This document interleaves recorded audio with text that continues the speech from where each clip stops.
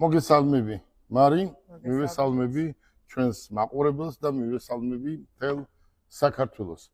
მე მინდა სულითა და გულით მოვულოცო დღევანდელი დღე 3 მარტი ყველა დედას. მოვეფეროთ ცოცხლებს და ვახსენოთ და ვადიდოთ წასული დედები. ჩვენ ვიცით, რომ დედაზე უკეთესი ამ ქვეყანაზე არაფერი არ არსებობდა, არ არსებობს და არც იარსებობს. თქვენ პირადად გილოცავთ როგორც დედა დღევანდელ დღეს. დიდი მადლობა, მოგესალმებით სრულიად საქართველოს დედებს მოგილოცავთ დღევანდელ დღეს. იყავით ბედნიერები, ჯანმრთელები და იყავით ამაყები თქვენი შვილებით. მე დაახლოებით არ ვიცი 8 თვის უკან 1 წლის უკან ვთქვი, რომ ჩვენ გავაკეთებდით ციხეში გაკეთებული ნივთების გამოფენას.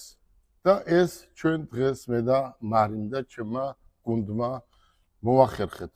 და ამის შესაძლებლობა ციხეში მე მომცა ციხის უფროსმა ბატონმა ნოდარ ქინქლაძემ, ზურაბ მოდებაძემ, გიორგი სანაძემ, რისთვისაც დიდ მადლობას ვუხდი ამ ციხის უფროსებს და მათ დედებს მიულოცავ დღევანდელ დღეს.